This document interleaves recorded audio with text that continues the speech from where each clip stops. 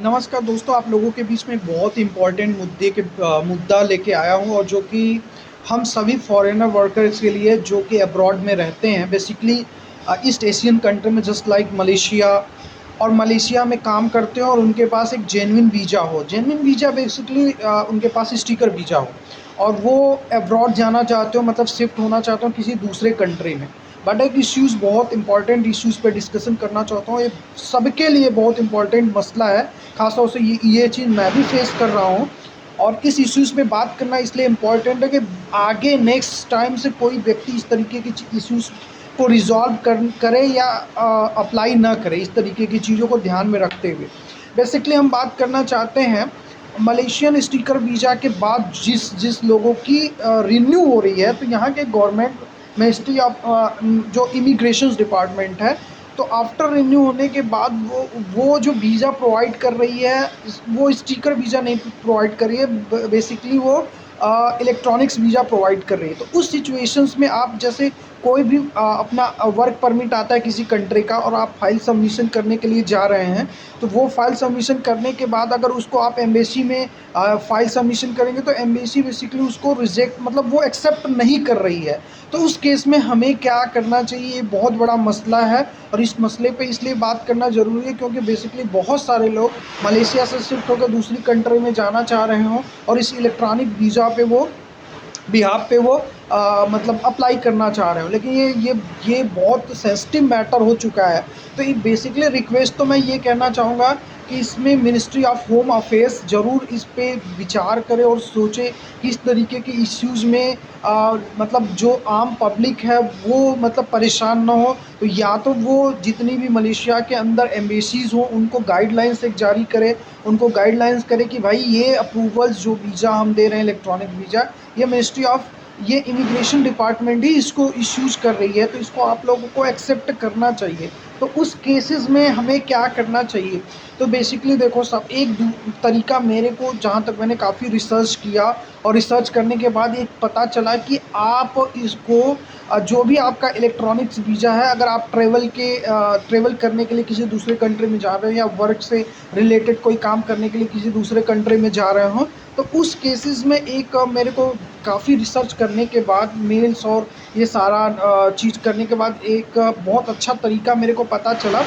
और उसमें ये तरीका ये पता चला है कि आप इलेक्ट्रॉनिक्स वीज़ा को असिस्ट करा सकते हैं। और ये असिस्ट कहाँ से करा सकते हैं? तो ये असिस्ट आप करा सकते हैं मिनिस्ट्री ऑफ होम अफेयर्स, जो कि मलेशिया में है।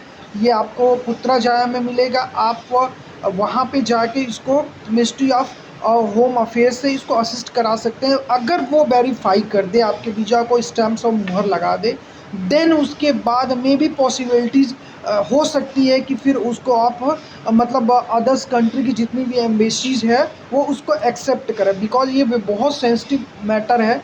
क्योंकि देखो, फर्स्ट टर्म में जो 1 साल का रिकैलिब्रेशन 2.0 के बाद जो मलेशियन गवर्नमेंट ने जो वीज़ा इशू किया वो बेसिकली 1 साल के लिए इशू किया है। और उसके 1 साल के बाद अगर आपको लीगली रहना है तो आप अपने एजेंट के थ्रू या आप जिस तरीके से भी आप उसको क्या कर सकते हैं कि उस वीज़ा को रिन्यू करा सकते हैं। लेकिन रिन्यू कराने के बाद मसला ये हो रहा है कि इलेक्ट्रॉनिक वीज़ा अपने देश में तो आप अप एंड डाउन कर सकते हो, मतलब मलेशिया से इंडिया, इंडिया से मलेशिया आ सकते हो क्योंकि मल्टीपल वीज़ा है, देन नो प्रॉब्लम, उसमें प्रॉब्लम नहीं। लेकिन बट आप अगर यहाँ से कहीं दूसरे कंट्री के लिए अप्लाई करना चाह रहे हो, ये जो इलेक्ट्रॉनिक्स वीज़ा है इस पर बड़ा इश्यूज़ हो रहा है, बहुत इश्यूज़ खड़ा हो रहा है।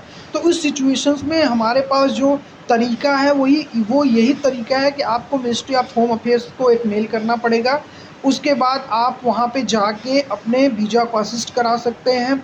वहाँ पे जाएंगे तो कोई ना कोई आपको ऑप्शंस ज़रूर मिलेगा, वो हेल्प करेंगे, ऐसी बात नहीं है, क्योंकि गवर्नमेंट ही इसको इश्यू किया। आप लीगली हो, आप जाके विजिट कर सकते हो। सो ये केस मेरे साथ भी हो, मैं भी इस पे काफ़ी समय से बड़ा परेशान हूँ। मेरे पास एक कंट्री का है वर्क परमिट आया हुआ है, मैं बेसिकली उस बिहाफ पे मैं अप्लाई करना चाहता था। बट ये एक इलेक्ट्रॉनिक्स वीज़ा के इशू, मैंने पोलैंड एम्बेसी में भी मेल किया, वहाँ से भी मेरे को रिप्लाई आया। उन्होंने भी बाकायदे मेरे को मेल पर रिप्लाई दिया कि we do not accept electronics visa. So इस सिचुएशंस में यही एक तरीका हो सकता है। अन्यथा आप अगर किसी दूसरे कंट्री में अप्लाई करें तभी अप्लाई करें जब आपके पास स्टिकर वीज़ा हो। तो ये बहुत बड़ा प्रॉब्लम क्रिएट हो रहा है। तो ये वीडियोस बेसिकली मैं इस तरीके की हर वीडियोस आप लोगों को बनाऊंगा, गाइड करूंगा। और जितने भी वो भाई हैं जो ये सोच रहे हैं भारत के बाहर और मलेशिया में आना भी चाह रहे हैं, तो उनसे मैं यही गुजारिश करूँगा, आप लीगली तरीके से आए। आप कॉलिंग वीज़ा पे आए, कंपनी के वीज़ा पे आए, आप इलीगल आने की कोशिश मत करें, क्योंकि मलेशिया के हालात पहले जैसे नहीं रह गए। यहाँ की गवर्नमेंट बहुत सख्त हो चुकी है और यहाँ की गवर्नमेंट बेसिकली सबसे गुजारिश करती है कि आप लीगली आएँ, तरीके से आएँ, कॉलिंग वीज़ा पे आएँ, कंपनी के वीज़ा पे आएँ, जिससे आपको किसी भी प्रकार का प्रॉब्लम्स ना हो। अगर आप दूसरे कंट्री में भी शिफ्ट होना चाहते हैं तो आप इस ईजिली तरीके से आप दूसरे कंट्री में शिफ्ट हो सकते हैं। देखो, मैं काफ़ी रिसर्च कर रहा हूँ इन सब सारी चीज़ों पे, इन सब फैक्टर्स पे, और मैं ये आपको रिसर्च करके ये बात बता रहा हूँ कि इलेक्ट्रॉनिक्स वीज़ा प्रॉब्लम्स तो क्रिएट कर रही है। सो गवर्नमेंट ऑफ मलेशिया से भी ये रिक्वेस्ट है कि इस तरीके के मसले में सर कुछ ना कुछ आप लोग हेल्प करें। Thank you very much.